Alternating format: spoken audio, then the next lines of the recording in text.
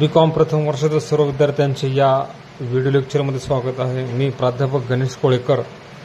विद्यार्थी मित्रांनो, या व्हिडिओ लेक्चरमध्ये आपण जो आपला बिझनेस मॅथमॅटिक्स अँड स्टॅटिस्टिक्स विषय आहे त्याच्यामध्ये चॅप्टर 4 ओके याच्यामध्ये आपण क्वार्टल डेव्हिएशन शिकलोत आणि आता या व्हिडिओ लेक्चरमध्ये आपण मीन डेव्हिएशन हा महत्त्वाचा घटक मीन डेव्हिएशन फ्रॉम मीन हे शिकणार आहोत इन कंटिन्यूस सिरीज।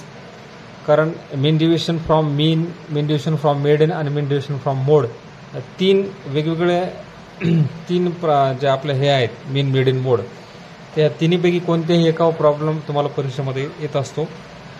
तर सर्वप्रथम मीन डेव्हिएशन फ्रॉम मीन हे बघूयात। ही कंटिन्यूस सिरीज आहे ओके आणि ही फ्रिक्वेन्सी हा प्रॉब्लेम आहे आपला।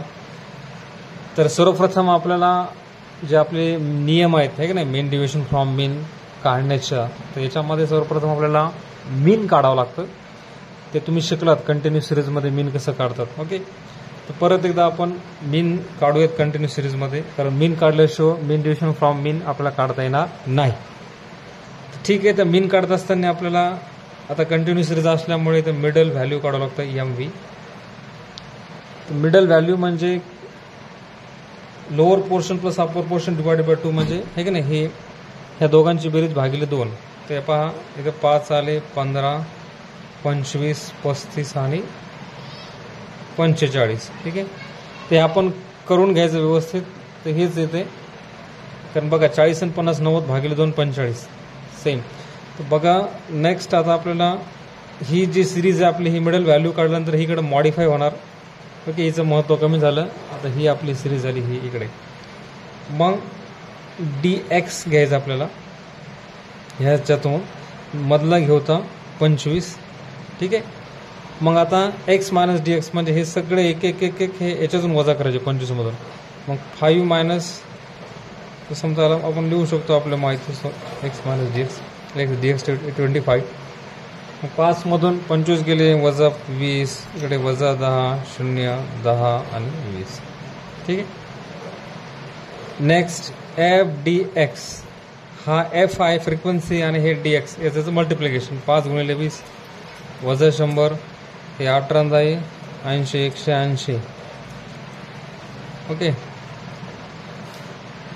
सॉरी हे 8 आहेत 8 गुणिले 10 8 आहे 80 हे मायनस 80 ठीक आहे। बाकी सेम हां 8 आणि हे मायनस 80 त्यानंतर हे 0 15 गुणिले 0 0 16 आहे 60 80 160 आणि हे 6 2 12 120। तर हे मायनस 100 मायनस 80 0 160 आणि 100 म्हणजे काय केलं आपण FDX हे फ्रिक्वेन्सी आणि हे DX चा गुणाकार। त्याच्यानंतर ही टोटल समेशन FDX। तर बघा या ठिकाणी मायनस 100 मायनस 180 म्हणजे हे मायनस 180 झाले ठीक आहे। त्यानंतर हे 160 आणि 120 किती झाले 0 6 2 8 आणि 1 1 2 प्लस 280 हे पहा। तर मोठ्या संख्येपुढे जे कोणते प्लसचं आहे म्हणजे हे प्लस देऊन टाकायचं 280तून 180 गेले 100 आले। तर मायनस प्लसमध्ये नेहमी मायनस होत असते, पण मोठ्या संख्येपुढे जे चिन्ह ते आपल्याला द्यावं लागते म्हणजे या ठिकाणी प्लस 100 हे आपलं आन्सर आलं। तर आता आपण मीन काढून घेणार आहोत। मीन काढण्यासाठी आपला फॉर्म्युला आहे A=x plus summation FDX upon N ठीक आहे।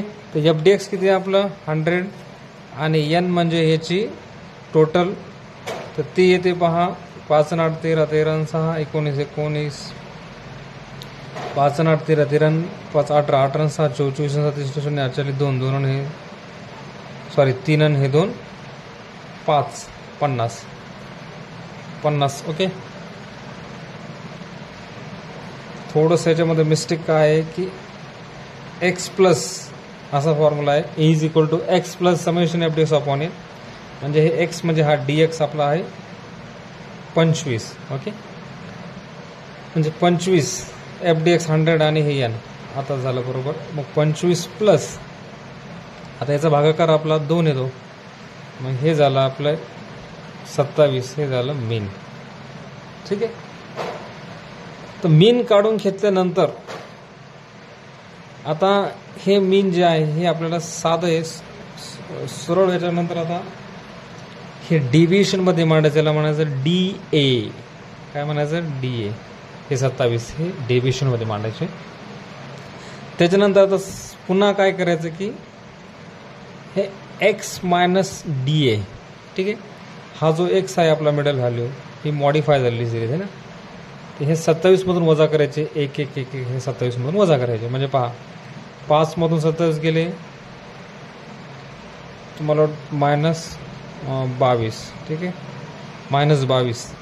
त्यानंतर 8मधून 27 गेले, 8मधून 27 गेले नाही तर व्यवस्थित पहा.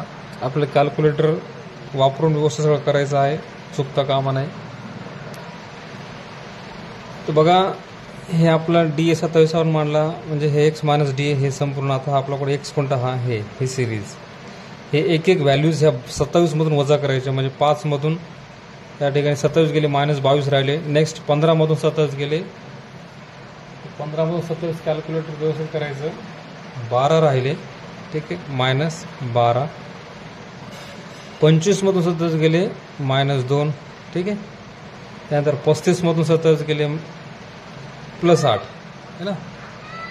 त्याच्यानंतर नेक्स्ट पाहिलं तर आपण 45 जे आहेत आपले 45 - 27 ते हे झाले 18. ठीक आहे, त्याच्यानंतर आता नेक्स्ट स्टेप्स आपली अशी आहे की या ठिकाणी फ्रिक्वेन्सी असल्यामुळे परत आता आपल्याला FDA हे DA आणि F, हे DA आणि हे F याचा गुणाकार करायचा आहे. तर पहा 5 × 22, 22 × 25 10 दर्श 110. राईट. 8 × -12 12 8 96 -96.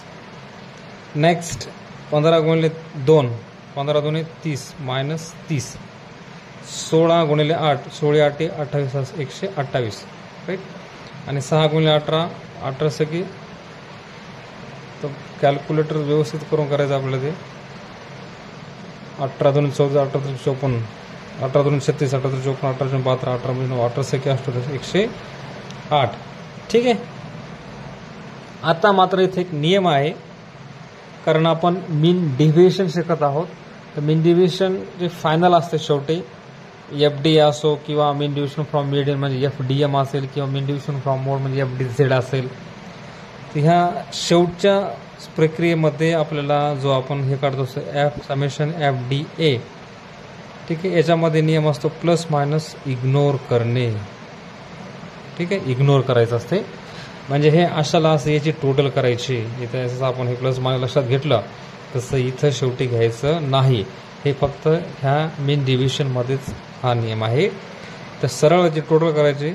6 आणि 8 8 आणि 7 14 14 8 22ला 2 हातच्या आले 2 3 12 12 12 3 15 2 17 7 है ना. हातचा आला 1 1 आणि 1 2 2 आणि 1 3 3 आणि 1 4 हे झाले 472.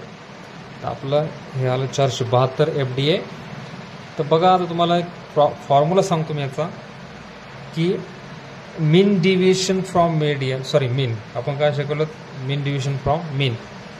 तर याला डेल्टा हे जे आहे याला काय म्हणायचं, डेल्टा. ओके, याला डेल्टा म्हणतात. मग काय formula, delta is equal to summation determinants of FDA upon N. हा फॉर्म्युला आहे. हा फॉर्म्युला आहे मीन डिव्हिजन फ्रॉम मीन काढण्याचा. काय, delta A is equal to summation, ह्या दोन ज्या अशा उभ्या रेषा आहेत याला म्हणायचं determinants. Delta A is equal to summation of determinants FDA upon N. हा फॉर्म्युला आहे. तर FD आपण काढले 472. ठीक आहे. आता N म्हणजे हे 50. याची जर भागाकार केला त्याचा भागाकार येतो पहा 9.44. 9.44 हे झालं आपलं मीन डिव्हिजन फ्रॉम मीन. त्याच्यानंतर आपलं याच्यामध्येच एक दुसरा घटक काढावा लागतो. पहा आपण काय काय काढलं, 1 नंबरला हे, 2 नंबरला हे, आणि नेक्स्ट आपल्याला 3 नंबरला काढावं लागतंय कोइफिशियंट. कोइफिशियंट म्हणजे याला मराठीत म्हणतात सहगुणक. ओके, याचा फॉर्म्युला आहे delta A upon A. Coefficient काढण्याचा फॉर्म्युला डेल्टा ए अपॉन ए. तेव्हा व्हॅल्यूज माहीत आहेत. डेल्टा ए आपण ऑलरेडी काढलेत 9.44 आणि ए इकडे आपण वरती काढलेले 27. याचा जर भागाकार केला तर आपला आन्सर येत आहे 0.35. तर अशा प्रकारे विद्यार्थी मित्रांनो अतिशय सहज तुम्हाला खूप सोप्या पद्धतीने की mean division from mean in continuous series तुम्ही शिकलात. सर्वप्रथम तुम्ही मीन काढलं है ना, आपण मीन काढलं, त्याच्यानंतर हे डेव्हिएशनमध्ये मांडलं, परत हे एक्स जी सिरीज आपली हे 27मधून हे एक वजा केले, परत एफ डी ए म्हणजे हे एफ आणि हे डी एचा मल्टिप्लिकेशन केलं, हे इग्नोर करायचं, प्लस मायनस 472 आलं. हा फॉर्म्युला आहे मीन डिव्हिजन फ्रॉम मीन म्हणजे delta A is equal to summation determinants of F D A upon N. F D A हे 472 आहे, हे मांडलं. एन म्हणजे हे फ्रिक्वेन्सीची टोटल. ओके, हे फॉर्म्युलेट टाकल्यानंतर आपल्याला 9.44 हे आपलं उत्तर म्हणजे काय, मीन डिव्हिजन फ्रॉम मीन. त्याच्यानंतर सेकंड आपल्याला काढावं लागतं कोइफिशियंट है ना, सहगुणक. याचा फॉर्म्युला आहे डेल्टा ए अपॉन ए.